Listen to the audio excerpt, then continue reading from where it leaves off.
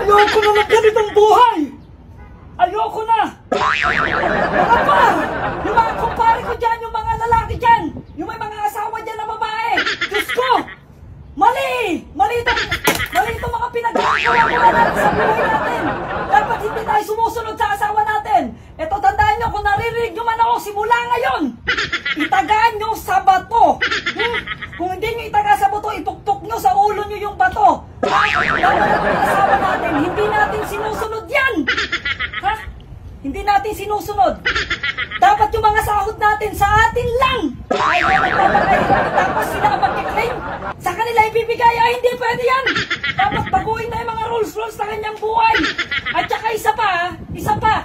Di ba sabi ni Lord, magpapasakop ang mga babae sa lalaki? Dapat ganon. Dapat di natin sinusunod. Kung mag-inom tayo. Hindi tayo pwede magsabi ka sa asawa natin na mapapalang tayo. Dapat tayo, ano pa silbi ng mga tatu-tatu natin, mga parikoy? Makinig kayo sa nararamdaman ko. Kasi nakakapwisit na yung mga ganyang asawa na yan.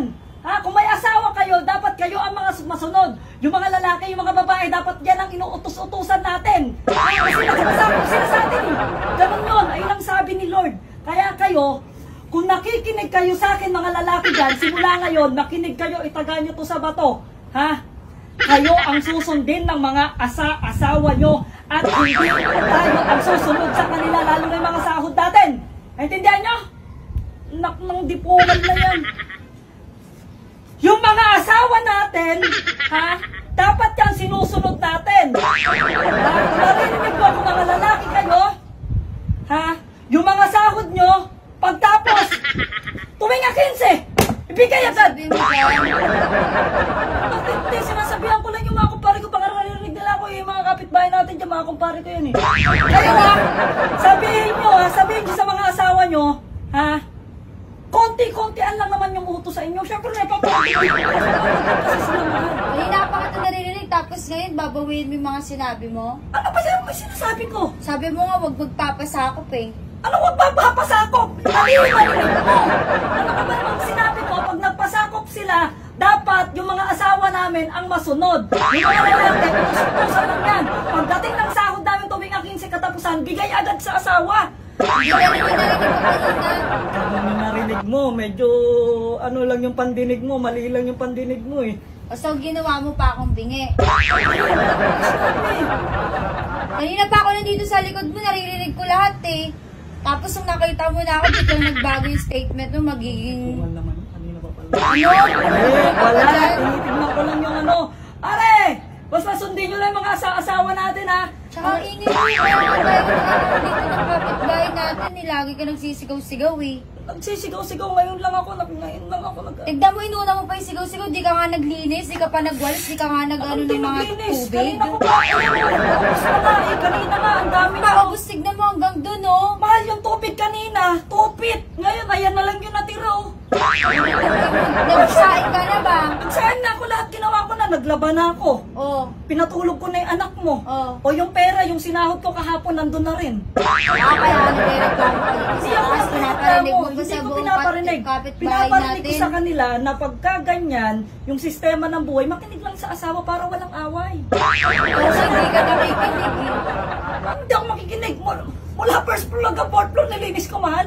Nakikinig ka na tapos sasabihin mo sa kanila masama ako. Wala akong sinabing masama ka naman talaga. Wala akong sinabing masama ka.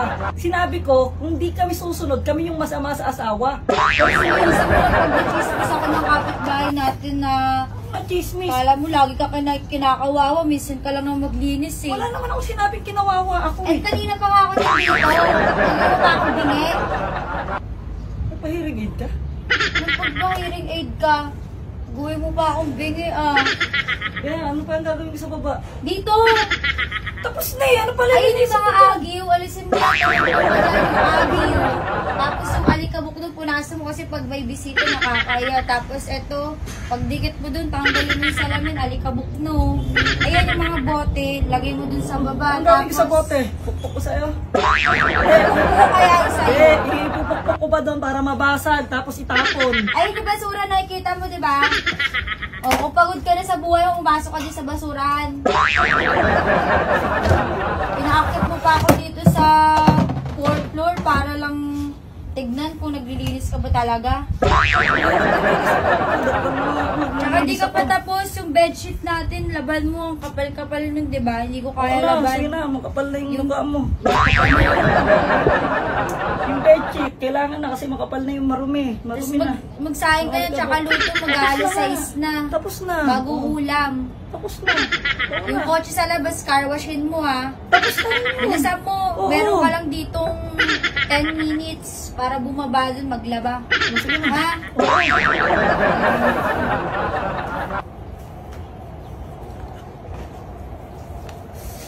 Nakakapik ko.